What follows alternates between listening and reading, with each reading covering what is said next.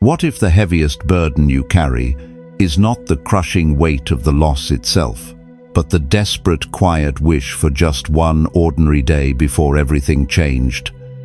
Have you ever noticed how the mind does not usually long for the grand, spectacular moments when it is grieving? Instead, it begs for the mundane, a quiet Tuesday morning.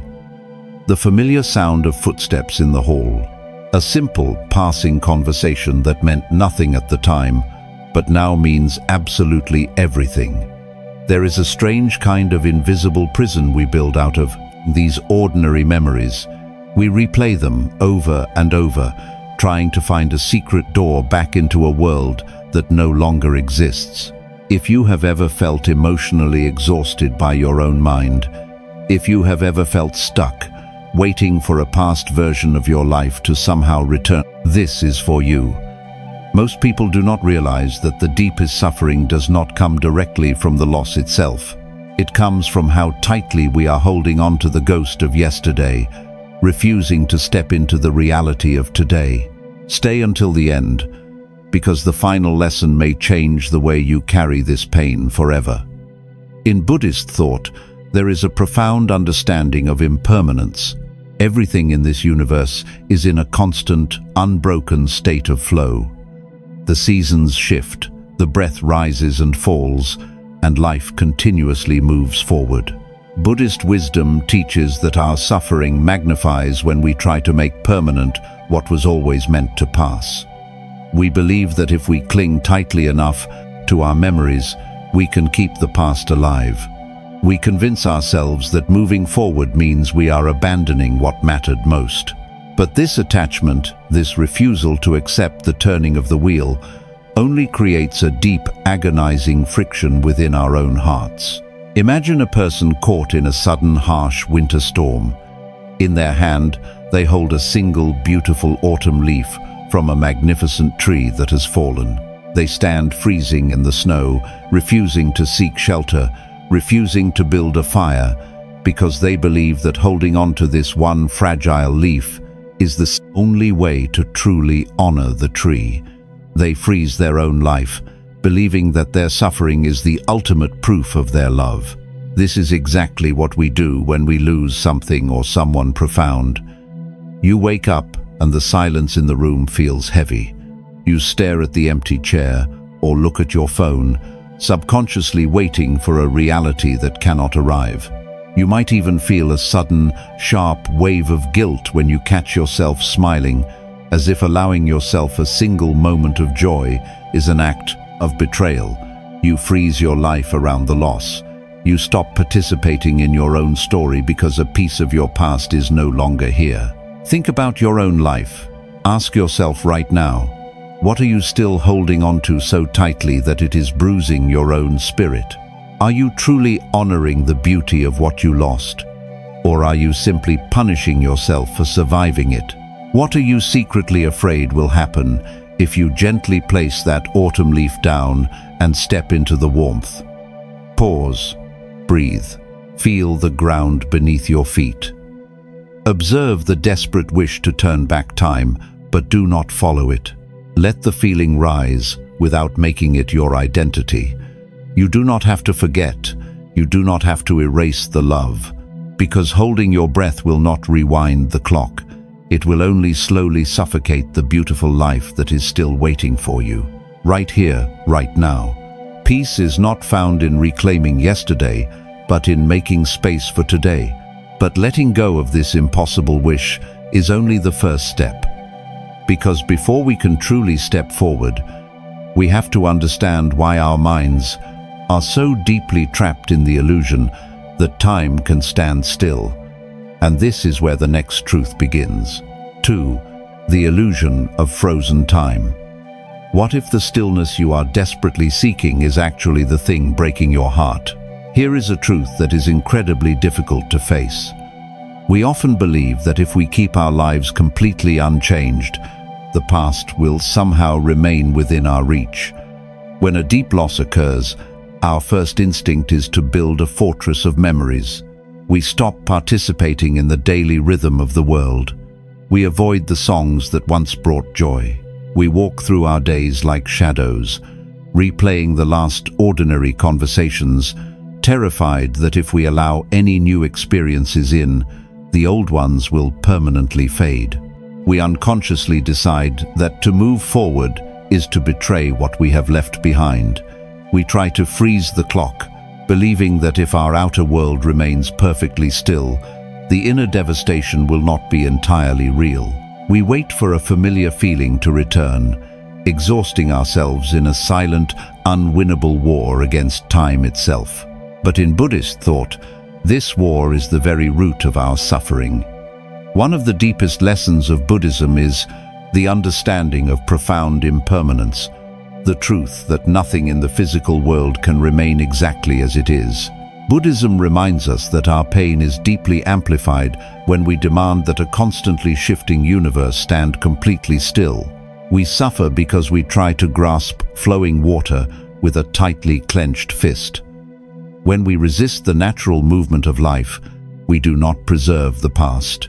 We only paralyze the present. Imagine a powerful river flowing down a mountainside. One day, a magnificent, heavy boulder falls into the very center of the water.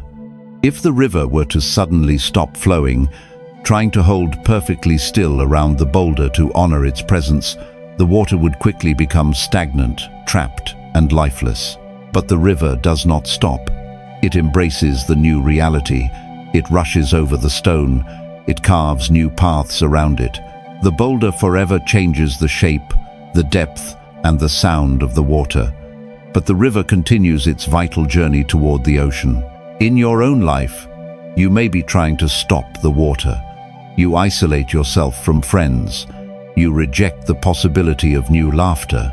You feel a heavy, sinking guilt when you catch yourself planning for a future that feels fundamentally altered. You think that surviving the loss means you must remain permanently anchored to the exact moment it happened. You believe that keeping the pain sharp and fresh is the only way to prove that the love was real. Think about that. Ask yourself right now, are you trying to stop the river of your own life? What parts of your joy, your ambition, your peace have you frozen in place out of loyalty to yesterday? Is this rigid stillness truly honoring what you lost? Or is it simply keeping you trapped in an endless winter? Pause, breathe. Observe the quiet fear that moving forward means forgetting. You do not have to fight the current today. Stop trying to force the river to stand still. The river does not lose the stone by flowing over it. It carries the shape of the stone forever. Because carrying the past with grace requires a gentle surrender. You can move forward without abandoning yourself, and you can live fully without leaving them behind. But to surrender, we must first learn how to separate the pure love we feel from the heavy anchor of grief we have wrapped around it. And this is where the next truth begins. 3. Honoring the love, releasing the anchor.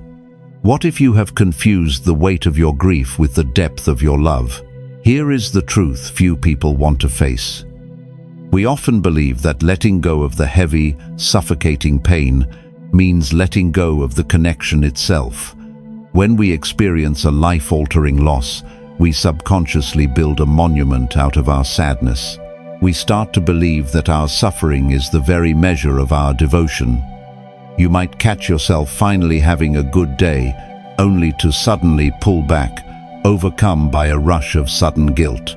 You replay the painful moments, the final conversations, or the exact moment everything changed, as if this painful repetition is a sacred duty. You isolate yourself from joy, because feeling light feels like a quiet betrayal. We cling to the devastation because we are terrified that if the pain fades, the memory will fade with it. We use our suffering as an anchor, terrified of drifting away from the shore of yesterday. But Buddhist wisdom teaches a profound distinction between love and attachment. Love is expansive, pure, and unbroken by time. Attachment is the desperate, fearful grasping that demands things remain exactly as they were. In Buddhist thought, non-attachment does not mean coldness, indifference, or forgetting. It means unbinding the pure, beautiful reality of what was from the agonizing struggle to control what is. Buddhism reminds us that clinging to the pain does not preserve the past. It only slowly destroys the present. Imagine a beautifully illuminated paper lantern crafted to be released into the vast night sky as a symbol of remembrance. But instead of opening your hands, you tie a heavy iron anchor to its base. You are so afraid that if the lantern drifts out of reach, the light will vanish completely, so you hold it down. But the anchor does not protect the light. It only grounds it in the dark, heavy mud. The lantern was meant to rise, to be a source of quiet beauty above you, but the weight you attach to it prevents it from ever taking flight. This is what we do with our memories. You hold on to the anchor of guilt, of regret, and of endless longing, convinced that this heavy iron is the only way to stay connected to what you lost. You struggle through your days, exhausted by the effort of keeping the pain sharp and alive, believing that moving forward means leaving them behind. You reject peace because you feel you have not earned the right to be free from the sorrow. Think about your own life. Ask yourself right now, are you holding on to the light of the memory, or are you simply dragging the heavy iron anchor? Does your ongoing suffering actually honor what you lost? Or is it just exhausting the beautiful life you still have? What if the truest way to honor that one perfect, ordinary day is to let it be a source of warmth rather than a chain? Pause. Breathe. Notice the heaviness you are carrying right now. Let the pure feeling of love rise without demanding that the crushing sadness accompany it. You can honor the light without holding on to the heavy iron, because true love does not require your perpetual suffering. You can let the lantern rise. But as you begin to loosen your grip, you will inevitably feel the rush of the raw emotion you have been trying to control. And this is where the next truth begins. 4. The river of grief. Have you ever noticed that the harder you try to push the sadness away, the more violently it pulls you under? Here is a truth we rarely accept. We treat grief as an enemy we must conquer, rather than a natural energy we must allow. When a sudden wave of sorrow hits, maybe in the middle of a busy workday, while driving on a quiet highway, or in the silent moments just before sleep, you immediately brace yourself. You tighten your chest. You swallow the tears. You try to force the emotion back into a locked box, terrified that if you let yourself truly feel the immense depth of the loss, the current will sweep you away and you will never find your way back. We exhaust our spirit trying to build a rigid dam against a powerful force of nature. We think that controlling the emotion is a sign of strength. In Buddhist practice, there is a deep emphasis on acceptance and mindfulness, the gentle art of observing without resisting. Buddhist wisdom teaches that emotions are not permanent states of being, they are passing weather. The intense suffering we experience in grief does not come solely from the sorrow itself. It comes from our fierce, violent resistance to the sorrow. When we fight the natural flow of our feelings, we turn a passing storm into a permanent, suffocating flood. Buddhism reminds us that healing is not about stopping the water. It is about learning how to float. Imagine a person suddenly caught in the rough, turbulent rapids of a fast-moving river. Panicked and terrified, they thrash against the water. They try to swim upstream, fighting the massive, relentless weight of the current with every ounce of their physical strength. The harder they fight, the faster they exhaust themselves, pulling their own body under the surface. But if they were to simply stop fighting, if they were to stop resisting, turn on their back, breathe, and surrender to the flow, the current would support them. The water is still wild, the river is still incredibly deep, but they are no longer drowning. In your own life, you are desperately fighting the rapids. You try to control exactly when and how you grieve. You feel frustrated and angry at yourself for still hurting long after that one ordinary day has passed. You judge your own internal process, believing you should be perfectly fine by now. You try to force a sense of normalcy, pushing the grief down every time it rises. But grief does not follow a rigid schedule. It is a living, breathing river that will rise and fall when it needs to.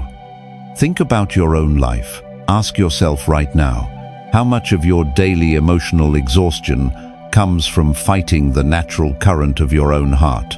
What would happen if, the next time the sorrow rises, you simply let it wash over you without fighting back? Are you truly afraid of the water? Or are you just exhausted from trying to swim upstream against it? Pause. Breathe. The next time the heavy wave comes, do not tighten. Observe the feeling without judging it. Let the emotion pass through you without making it your entire identity. Let the storm pass without becoming the storm. Because peace is not found in forcing the river of grief to dry up. It is found in trusting that the water will eventually calm and carry you to a quiet, peaceful shore.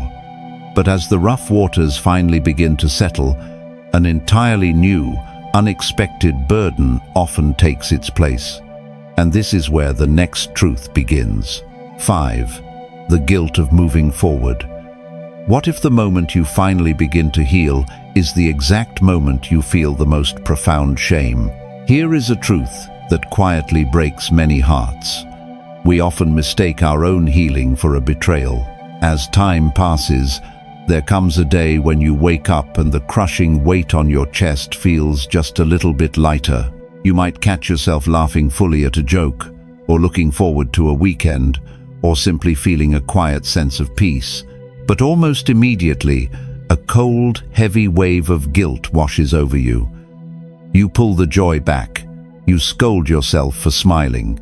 You feel that by moving forward, by participating in life again, you are somehow leaving that lost person or that past version of your life behind. You convince yourself that staying broken is the only way to prove you still care. But Buddhist wisdom teaches us that true compassion must also include ourselves. In Buddhist thought, suffering is not a virtue to be hoarded, nor is it a sacred monument to love. Buddhism reminds us that the present moment is the only place life truly exists. When we refuse to live in the present out of guilt for the past, we are turning away from the sacredness of life itself. We honor what we lost, not by freezing our existence, but by allowing life to flow through us once again. Your suffering does not keep the past alive, and your joy does not erase it. Imagine a beautiful bird sitting inside a heavy iron cage. For a long time, the door was locked tight by sorrow. But one day, time and grace quietly pushed the cage door wide open. The sky outside is vast, bright, and calling. But the bird refuses to fly. It stands on the cold metal floor, looking out at the open sky, believing that if it leaves the cage, it is abandoning the memory of everything it lost. It punishes itself with captivity, even though the door is wide open. It chooses the familiar shadow of the cage over the warmth of the sun. Believing this sacrifice is a form of loyalty, you are sitting in that open cage. You avoid making new plans. You feel a quiet shame when you succeed at work, or when you feel a genuine spark of happiness in the presence of friends. You think that stepping back into the warmth of the world means you are erasing that one ordinary, beautiful day from your past. You trap yourself in a state of suspended animation, confusing self-punishment with devotion. You hold back your own life, waiting for a permission to heal that must ultimately come from within. Think about your own life. Ask yourself right now, does staying trapped in the dark truly honor the light you lost? If the love you are holding on to is as pure and beautiful as you know it is, would it really demand that you never fly again? What are you secretly afraid will happen if you finally let yourself step through the open door? Pause, breathe, notice the guilt when it rises, but do not obey it. Allow yourself a single moment of joy without apologizing for it. Forgive yourself for surviving, because your healing is not a betrayal. It is the beautiful, necessary continuation of your story. You do not have to stay in the cage to prove that you loved what was taken from you. But to fully step out into the open sky, we have to look at the unfamiliar world waiting for us and accept the shape of it. And this is where the next truth begins. 6. Embracing the new reality. What if you are exhausting yourself by trying to fit into a life that no longer exists? Here is a truth we often fight with everything we have. You cannot walk backward into the future. When a profound loss reshapes our world, our first instinct is to try and force the broken pieces back together exactly as they were. We return to the same routines, the same expectations, the same conversations, secretly wondering why everything feels so painfully hollow. We try to wear our old life like a heavy coat we have outgrown, feeling entirely uncomfortable but terrified to take it off. We pretend the landscape has not completely changed. We refuse to accept the new reality because accepting it feels like a final, unbearable admission that the old reality is truly gone forever. We exhaust ourselves trying to navigate a phantom world. In Buddhist thought, much of our deep internal pain comes from a refusal to see things exactly as they are right now. Buddhist wisdom teaches that suffering lives in the gap between reality and our fierce resistance to it. When we deny the present moment, when we refuse to acknowledge that the ground beneath our feet has fundamentally shifted, we constantly stumble. Buddhism reminds us that acceptance is not approval. It does not mean you are glad the loss happened. It simply means looking clearly at the new path in front of you, without demanding it be the beautiful path you were forced to leave behind. Imagine a dense, familiar forest that has just been swept by a massive, sudden wildfire. The tall, comforting trees are gone, and the landscape is entirely unrecognizable. If a traveler insists on following their old, outdated map, they will become hopelessly lost. They will wander through the ash, searching for familiar landmarks that no longer exist, exhausting themselves by crying out for the old forest. But if they finally lower the old map, if they look closely at the soil, they will see tiny green shoots of new life breaking through the dark, burned earth. The forest is not permanently gone. It has simply changed form. It is beginning again. In your own life, you may still be staring at the old map. You try to force yourself into social situations where you no longer feel understood. You pressure yourself to perform at work with the exact same energy you had before the fire. You look in the mirror and expect to see the person you were before the loss, feeling frustrated and lost when a stranger looks back. You are exhausted, not just from the grief, but because you are trying to navigate today's world with yesterday's map. Think about your own life. Ask yourself right now, where are you still trying to force the old map to work? Are you honoring your current reality, or are you punishing yourself for not being the person you used to be before everything changed? What would happen if you finally accepted the shape of the life that is actually in front of you? Pause. Breathe. Look at the ground beneath your feet. Accept that the landscape has changed. Stop searching for landmarks that are no longer there. Because finding peace does not mean pretending the fire never happened. It means learning how to walk gently upon the new earth. But accepting this new reality does not mean we must leave the beauty of the past completely behind. There is a sacred place where memory and the present moment can peacefully coexist. And this is where the next truth begins. 7. The sacred space between remembering and living. Moving on does not mean leaving them behind, but finding a new place for them to live within you. You do not have to choose between remembering yesterday and living today. We often trap ourselves in absolute extremes, believing we must choose pain or survival. Buddhist wisdom teaches the middle way, a path away from harsh extremes. The mind does not have to be a battlefield of sorrow and joy. Imagine a room with a beautiful candle honoring someone loved. If you lock all doors and windows, the room becomes stifling, dark, and cut off. The secret is opening the windows for the breeze while placing a glass lantern over the candle. The light remains, but the room breathes. You can carry the love forward. You can hold the memory sacred while still participating in the beautiful, messy reality of the present moment right now. Are you locking all the doors to your life to protect one memory? What if you allowed the fresh, living air back in to breathe? Pause, breathe. Allow the memory to sit beside you, not as a heavy chain, but as a gentle, guiding light in the same room. 8. Carrying them into tomorrow. What if the way you are carrying the past is actually the very thing keeping it from moving forward with you? Here is the truth about letting go that changes everything. Letting go does not mean dropping the memory. It means changing the way you choose to carry it. When we endure a deep loss, we naturally treat the memory like a heavy, fragile object we must carry on our backs. We think of that one ordinary day, or that lost person, as something permanently stuck back there in time.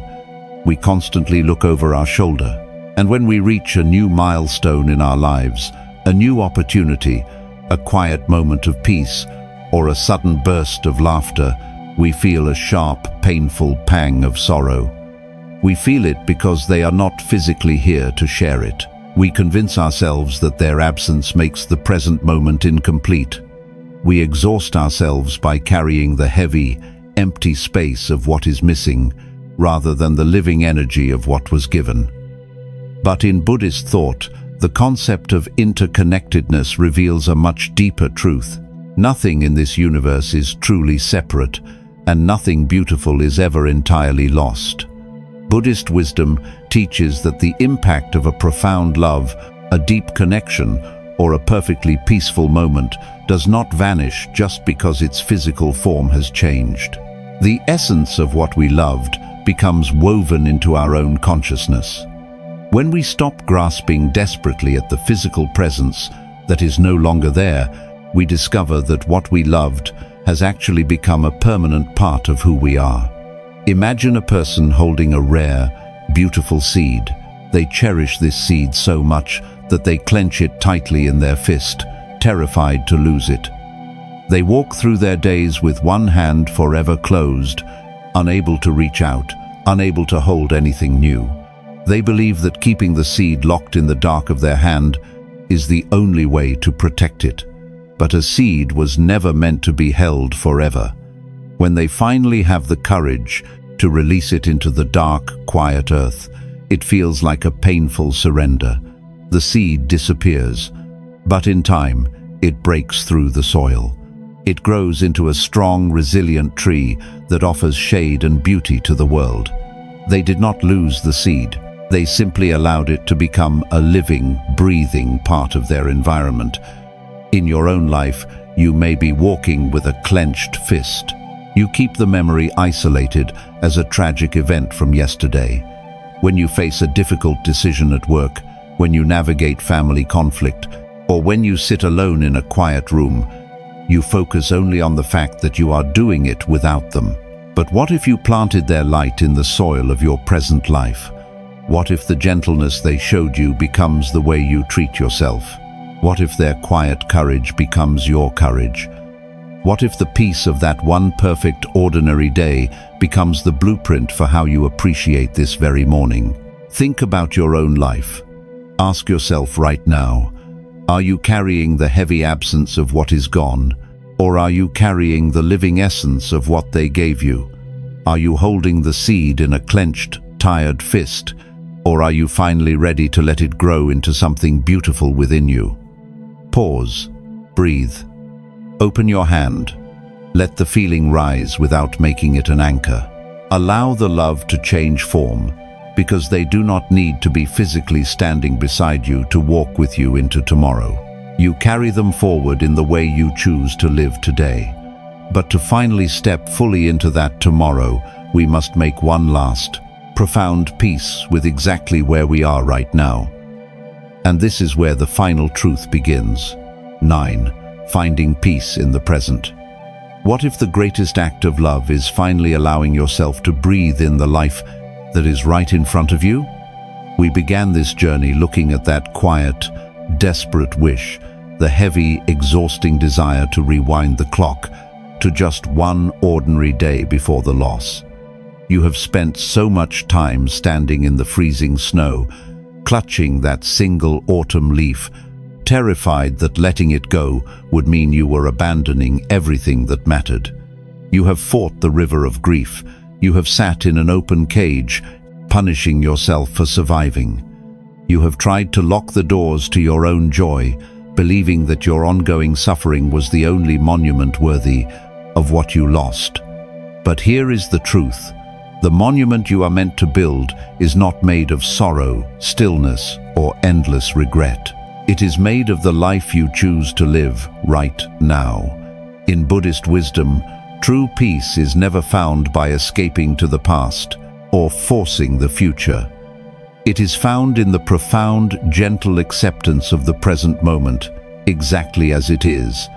When we finally embrace non-attachment, we realize that we are not detaching from love. We are detaching from the painful illusion that love can only exist in the past. We stop demanding that the universe stand still. We let the river flow. We let the seasons change. We realize that honoring what we lost does not require us to freeze our own existence. Buddhism reminds us that the breath you are taking right now is a sacred gift. Every moment you spend resisting the present is a moment you are absent from your own beautiful story. When you finally stop trying to force the locked door of the past open, you suddenly realize that the door to the present has been quietly waiting for you all along. The peace you have been desperately searching for was never hidden in the fading ghost of yesterday. It has always been waiting for you right here, in the quiet, breathing space of this exact second. Think about your own life. Think about that one ordinary, beautiful day you have been longing for. If you could somehow ask the person or the life you loved what they truly wanted for you today, what would they say? Would they want you to stay trapped in a silent, dark room, exhausted and afraid of joy? Or would they want you to step out into the warmth, to feel the sun on your face, and to carry their light into a beautiful new tomorrow? You already know the answer. You do not have to keep fighting time. You can put down the heavy iron anchor of guilt. You can let the autumn leaf fall gently to the earth, knowing that it will nourish the soil for the spring to come. You can walk into an unfamiliar landscape, carrying the essence of yesterday without being imprisoned by it. You have not abandoned them by healing. You have simply allowed the pure love you hold for them to change its shape. Pause, breathe, feel the quiet stillness in your own chest. You have carried this heavy burden for so long. You have survived the storm. You have navigated the rough, unyielding waters of your own heart, and you did not drown. Now, it is time to trust the quiet shore. It is time to step back into the natural rhythm of your own life without apology. The love you hold is safe. It is woven into your spirit forever. You do not have to protect it with your sorrow anymore. You are allowed to smile again. You are allowed to dream again. You are allowed to be fully, beautifully alive. If these lessons touched your heart, share this video with someone who may need a little more peace today. You can let go now.